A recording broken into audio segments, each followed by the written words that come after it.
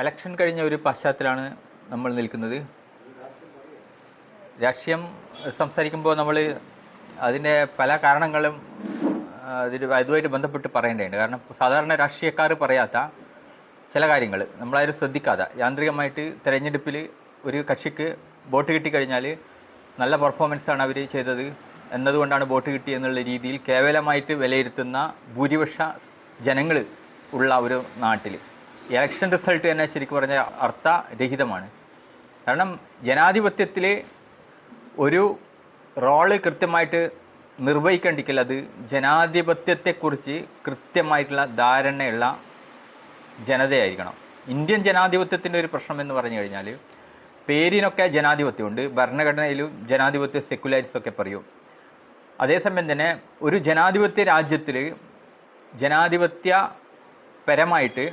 ജനങ്ങൾക്ക് യാതൊന്നും തന്നെ അറിയില്ല. അവരെ സംബന്ധിച്ചോളം ഇലക്ഷന് സ്ഥാനാർത്ഥികൾ നിൽക്കുക, ഞങ്ങൾ പോയിട്ട് വോട്ട് ചെയ്യുക, ഈ പരിപാടി ഇങ്ങനെ എല്ലാ വർഷവും ഇങ്ങനെ ആവർത്തിച്ചുകൊണ്ടിരിക്കുകയാണ്. സ്ഥാനാർത്ഥി നിൽക്കുമ്പോൾ വോട്ട് ചെയ്യലാണ് നമ്മുടെ കടമ എന്നൊക്കെ വിചാരിച്ച് നടക്കുന്ന ഭൂരിപക്ഷ ജനതയുള്ള സമൂഹമാണ് ഇന്ത്യൻ സമൂഹം.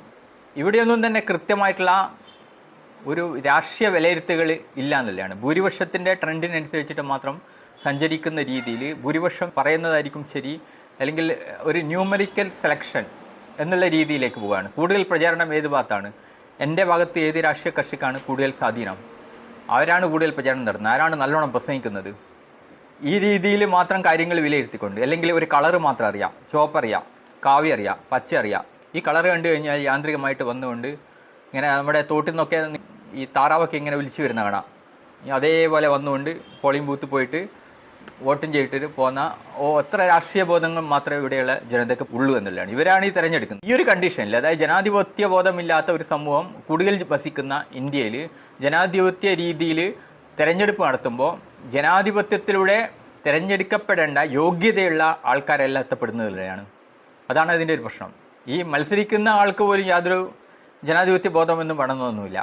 ഒരു കൊടിയുടെ കീഴിൽ മത്സരിച്ച് കഴിഞ്ഞാൽ അതങ്ങ് ജയിച്ചോളും എന്നുള്ള രീതിയിലാണ്. മതേതരത്വമൊക്കെ പറയും, പക്ഷേ മതപ്രീണനൊക്കെ ഇഷ്ടം പോലെ ഇവിടെ നടക്കും. എന്താണ് മതേതരത്വം എന്നുള്ളത് പോലും അറിയാൻ പാടില്ലാത്ത ഒരു സമൂഹത്തിലാണ് നമ്മൾ ജീവിക്കുന്നതിലാണ്. മതേതരത്വം എന്താ വെച്ചാൽ total separation of the religion from the state ആണ്.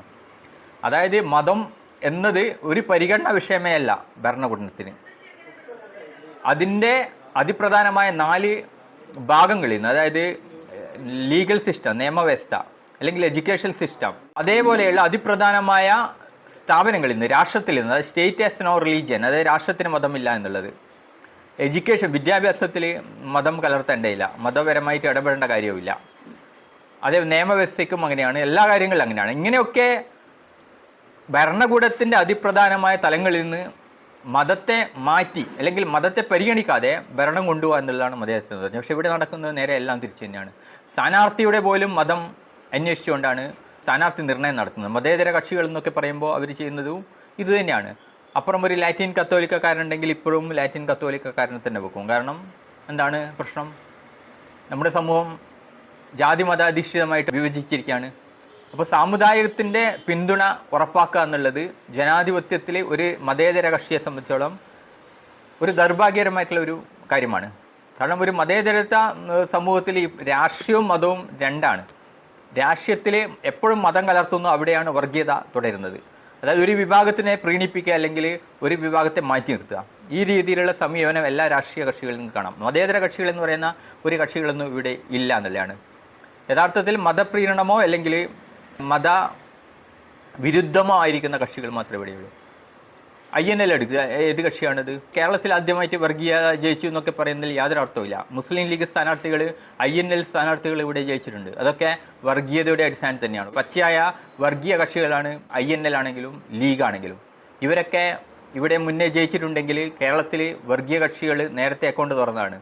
ഇപ്പോൾ തുറന്നിരിക്കുന്നത് ഹിന്ദു പക്ഷ രാഷ്ട്രീയ കക്ഷി എന്നുള്ളൊരു വ്യത്യാസം മാത്രമേ അതിലുള്ളൂ. അതായത് സംഘടിത മതം, അസംഘടിത മതം എന്നുള്ള 2 സ്ട്രക്ചറുണ്ട്. ആ സംഘടിത മതത്തിൻ്റെ ചട്ടക്കൂടുകൾ വലുതായിരിക്കും. സംഘടിത മതം എന്ന് പറയുന്നത് ഇസ്ലാം മതം, ജൂതമതം, ക്രിസ്തു മതം എന്നുള്ള രീതി സെമിറ്റിക് റിലീജിയനാണ് പറയുന്നത്. പക്ഷേ ഹിന്ദുമതം എന്ന് പറയുമ്പോൾ അത് ആഭ്യന്തരമായിട്ട് ഒരുപാട് വൈരുദ്ധ്യ ആശയങ്ങൾ നിലനിൽക്കുകയും തമ്മിലടികൾ നിൽക്കുകയും ഒരുപാട് പരസ്പര ചൂഷണങ്ങൾക്ക് വിധേയമായി കൊണ്ടുപോകുന്ന ഒരു സംവിധാനമാണ്. അതുകൊണ്ട് തന്നെ മതത്തോടുള്ള അറ്റാച്ച്മെൻറ്റ് അവിടെ കുറവായിരിക്കും. അവിടെ മതത്തോടുള്ള അറ്റാച്ച്മെൻ്റ് ഇവിടെ വരണ്ടെങ്കിൽ ഇപ്പുറം മറ്റ് മതങ്ങൾ ശക്തി പ്രാപിച്ചുകൊണ്ട് അവരുടെ ആവശ്യങ്ങൾ ഭരണത്തിലൂടെ നേടിയെടുക്കുന്നു എന്നുള്ളൊരു തോന്നൽ ഉണ്ടാവോ അല്ലെങ്കിൽ ഉണ്ടാക്കപ്പെടുകയോ ചെയ്യണം.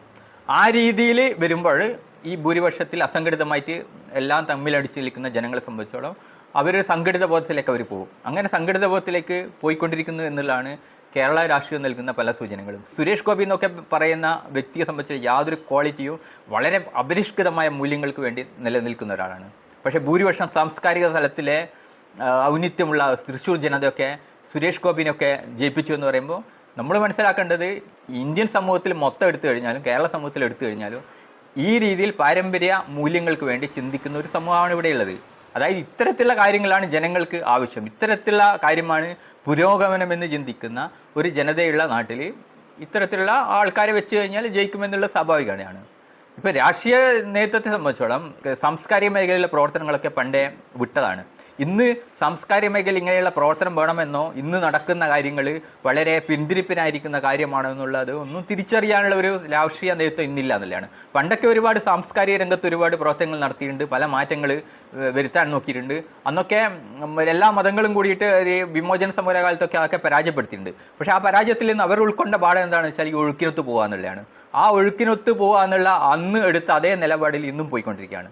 അതുകൊണ്ട് തന്നെ സ്വാഭാവികമായിട്ട് എന്ത് സംഭവിക്കും, ഇവിടെ അസംഘടിത മതമായിരിക്കുന്ന ഹിന്ദു മതത്തിൽ നിന്ന് കൂടുതൽ ആൾക്കാർ, അതായത് ഒരു രാഷ്ട്രീയ പ്രസ്ഥാനത്തിലൂടെ അറ്റാച്ച്മെൻറ്റ് കാണിക്കുന്നത് പോലെ ഒരു സംഘടിത മതത്തിലെ ആൾക്കാർ ഒരു പക്ഷേ കാണിക്കില്ല. കാരണം അവരെ സംബന്ധിച്ചോളം മതമാണ് പ്രധാനം. മതത്തിൻ്റെ മേലാളന്മാർ എന്ത് പറയുന്നു ആ നിർദ്ദേശം പരിപാലിക്കും. അപ്പോൾ ഇങ്ങനെയുള്ള ഒരു സ്വഭാവം ഉള്ളതുകൊണ്ട് തന്നെ ഇവരെ പരമാവധി ചേർത്ത് നിൽക്കാനുള്ള പ്രീണന നയങ്ങൾ പലപ്പോഴും അതേതരത്തിൽ, അത് കോൺഗ്രസ് ആയിക്കോട്ടെ ഇടതുപക്ഷം ആയിക്കോട്ടെ ഒക്കെ ചെയ്യുന്നത് പലപ്പോഴും കണ്ടിട്ടുണ്ട്. അവരെ മതത്തെ പ്രീണിപ്പിച്ച് നിർത്തുക, ന്യൂനപക്ഷങ്ങൾക്ക് വേണ്ടിയിട്ട് പ്രത്യേക വാദങ്ങൾ കൊണ്ടുവരാം. ന്യൂനപക്ഷങ്ങളുടെ അവകാശങ്ങൾ നിഷേധിക്കപ്പെടുമ്പോൾ അത് സംരക്ഷിക്കപ്പെടണം. അതായത് ഒരു ജനത എന്നുള്ള രീതിയിൽ, ഒരു പൗരൻ എന്നുള്ളതിൽ അത് ഭൂരിപക്ഷമായിക്കോട്ടെ ന്യൂനപക്ഷമായിക്കോട്ടെ, ഏതെങ്കിലും ഒരു പൗരന് എന്തെങ്കിലും അവകാശങ്ങൾ നിഷേധിക്കുന്നത് അതിനെതിരെ ഞങ്ങൾ വാദിക്കുന്നു എന്നുള്ള രീതിയിലാവണം. അത് ഒരുപക്ഷെ ന്യൂനപക്ഷക്കാരനായിരിക്കാം, ഒരുപക്ഷെ ഭൂരിപക്ഷക്കാരനായിരിക്കാം. നിരന്തരമായിട്ട് ന്യൂനപക്ഷങ്ങൾക്ക് വേണ്ടി വാദിക്കുന്നു, അതേസമയം തന്നെ ന്യൂനപക്ഷങ്ങൾക്ക് വേണ്ടിയിട്ട് ന്യൂനപക്ഷങ്ങൾ ചെയ്യുന്ന അസംബന്ധങ്ങളെ തള്ളിപ്പറയില്ല. ഇങ്ങനെയുള്ളൊരു തോന്നൽ ഒരു ഹിന്ദുവിനുണ്ടാകുമ്പോൾ അദ്ദേഹം എന്ത് സംഭവിക്കും, സ്വാഭാവികമായിട്ടും ഇതൊക്കെ തിരിച്ചറിയും. അതുമാത്രമല്ല, ഇതിൻ്റെ വിരുദ്ധമായിരിക്കുന്ന ചേരി ഇത്തരം പ്രസ്താവനകൾ നടക്കുന്ന ശശികല ടീച്ചറുടെ പ്രസംഗങ്ങൾ എടുത്തു നോക്കി കഴിഞ്ഞാൽ കൃത്യമായിട്ട് കാണാൻ പറ്റും. ഇവിടെയുള്ള മുസ്ലിം പീഡനത്തിനെ പറ്റിയിട്ടും നിലപാടുകളെ പറ്റിയിട്ടും ഹിന്ദുപക്ഷ കാര്യങ്ങൾ വരുമ്പോഴുള്ള അമിത ആവേശത്തെക്കുറിച്ചിട്ടും അതേ ആവേശം മറ്റുള്ള കാരുടെ മതചടങ്ങുകൾക്കും അന്ധവിശ്വാസങ്ങൾക്കെതിരെ കാണില്ല എന്നുള്ളതൊക്കെ രീതിയിൽ അവരെ പ്രസംഗത്തിൽ കാണാൻ പറ്റും. അപ്പോൾ ഇത് യഥാർത്ഥത്തിൽ മതേതര കക്ഷികൾ എന്ന് പറയുന്ന കക്ഷികൾ ഇവിടെ ഭൂരിപക്ഷ വർഗീയത ഉണ്ടാക്കാൻ ഒരു പ്രധാന കാരണമായിട്ടുണ്ടെന്ന് എനിക്ക് തോന്നുന്നു. കാരണം അതിൻ്റെ ഉള്ളിലുള്ള ആൾക്കാർ തന്നെ പല രീതിയിൽ ചിന്തിക്കുന്ന രീതിയിലേക്ക് കാര്യങ്ങൾ മാറിക്കൊണ്ടിരിക്കുകയാണ്. നമുക്കറിയാൻ പറ്റും, ശബരിമല സീസൺ ആണെങ്കിലും അല്ലെങ്കിൽ നോമ്പിൻ്റെ സീസൺ ആണെങ്കിലൊക്കെ ഒരുപാട് സഹായങ്ങൾ ചെയ്യാൻ വേണ്ടി മത്സരിക്കുകയാണ് പല പാർട്ടിക്കാർ. പക്ഷേ മനസ്സിലാക്കേണ്ട കാര്യം, രാഷ്ട്രീയം എന്ന് പറഞ്ഞാൽ മതപരമായ കാര്യങ്ങൾ ഇടപെടേണ്ട കാര്യങ്ങളല്ല. നിങ്ങൾ ഒരു വിഭാഗത്തിൻ്റെ കാര്യങ്ങൾ ഇടപെടുമ്പോൾ മറുവിഭാഗത്തിൻ്റെ ഇടപെടേണ്ടി വരും. ഇപ്പോൾ ഒരു മുസ്ലിം സമുദായത്തിൽ നിന്ന് ഒരു പ്രസ്താവന വരികയാണ്, ആ പ്രസ്താവനയ്ക്ക് ഹിന്ദു സമൂഹത്തിലെ ഒരു നേതാവ് നടത്തിയ പ്രസ്താവനയേക്കാൾ കൂടുതൽ അംഗീകാരം ഉണ്ടാവും. ഹിന്ദു മതത്തിൻ്റെ ഏതെങ്കിലും നേതാവ് ചിലപ്പോൾ ഒരു പ്രസ്താവന നടത്തി കഴിഞ്ഞാൽ നാളെ ആ പ്രവർത്തകർ അയാളെ പോകാൻ പറയാമെന്ന് പറയും. പക്ഷേ ഇസ്ലാം മതത്തിൻ്റെ ഏതെങ്കിലും ഒരു പ്രസ്താവന, ഒരു മൊയ്ലിയാർ അല്ലെങ്കിൽ ഒരു സമസ്ത ഒരു പ്രസ്താവന ഇറക്കി കഴിഞ്ഞാൽ ഭൂരിപക്ഷ ആൾക്കാരും, കുറച്ച് എല്ലാവരും എന്നല്ല പറയുന്നത്, ഹിന്ദു മതത്തിനെ കമ്പയർ ചെയ്ത് നോക്കും ഭൂരിപക്ഷ ആൾക്കാരും അതിനെ പിന്താങ്ങും. ഇവിടെ യഥാർത്ഥത്തിൽ ഷാഫിയുടെ കാര്യത്തിലൊക്കെ മുസ്ലിം വർഗീയ വികാരം വൻതോതിൽ ഇളക്കി വിടുകയും ഇടതുപക്ഷത്തിന് വേണ്ടിയിട്ട് പ്രവർത്തിക്കുന്ന ആൾ തന്നെ ഒരുപക്ഷെ തിരിച്ചു വോട്ട് ചെയ്ത സംശയിക്കുന്ന രീതിയിൽ കാര്യങ്ങൾ നമുക്ക് കാണാൻ പറ്റും. എനിക്ക് തോന്നുന്നു അവരുടെ ഒരു ആഹ്വാനം എന്ന് പറയുന്നത്, നിങ്ങൾ ഏത് പാർട്ടിയിൽ വേണമെന്നോ, പക്ഷേ നമ്മുടെ സമുദായത്തിൻ്റെ ആൾക്കാർ വരുമ്പോൾ ആ സമുദായത്തിൻ്റെ ആൾക്കാരെ നമ്മുടെ പാർലമെൻറ്റിൽ എത്തിക്കേണ്ടത് ആവശ്യമാണ്. ഇനി അല്ലെങ്കിൽ തന്നെ ഇവിടെ എത്തിച്ചിട്ടെന്താ കാര്യമോ, അത് കോൺഗ്രസിൻ്റെ ആൾക്കാരും CPM ആൾക്കാരൊക്കെ ഒന്ന് തന്നെയല്ലേ എന്നൊക്കെ പറയും. ആ രീതിയിലുള്ള പല പ്രസ്താവനയും നടത്തിക്കൊണ്ട് ജനങ്ങളെ വളരെ എളുപ്പം കയ്യിലെടുക്കാൻ പറ്റുന്നു. പ്രധാനമായിട്ട് ഞാൻ അടിവരായിട്ട് പറയുന്ന കാര്യം, ഇവിടെയുള്ള ഇന്നത്തെ രാഷ്ട്രീയ സാഹചര്യങ്ങളൊക്കെ ഉണ്ടാകാനുള്ള കാരണം സാംസ്കാരിക മേഖലയിൽ ജനങ്ങൾക്ക് ബോധവൽക്കരണം കൃത്യമായിട്ട് കൊടുത്തിട്ടില്ല. ജനങ്ങൾ ഇന്നും പഴയ ആ ഒരു മൂല്യബോധം വെച്ച് നടക്കുന്ന ജനങ്ങൾ ഇതൊക്കെ തന്നെ തിരഞ്ഞെടുക്കൂ. പിന്നെ പണ്ടൊക്കെ ഉയർത്തിപ്പിടിച്ച കാര്യങ്ങൾ അത് ഇന്ന് എന്താണെന്ന് പോലും അറിയാത്ത രാഷ്ട്രീയ പ്രസ്ഥാനങ്ങളാണ് എന്നുള്ളതാണ്. രാഷ്ട്രീയ പ്രസ്ഥാനങ്ങൾ അടിമുടി മാറണം. പുരോഗമനം എന്ന് പറഞ്ഞു കഴിഞ്ഞാൽ അതൊരു സംശുദ്ധമായിട്ടാണ് വേണ്ടത്. ഒരു പക്ഷതാവിത്വങ്ങൾ അതിൽ പാടില്ല.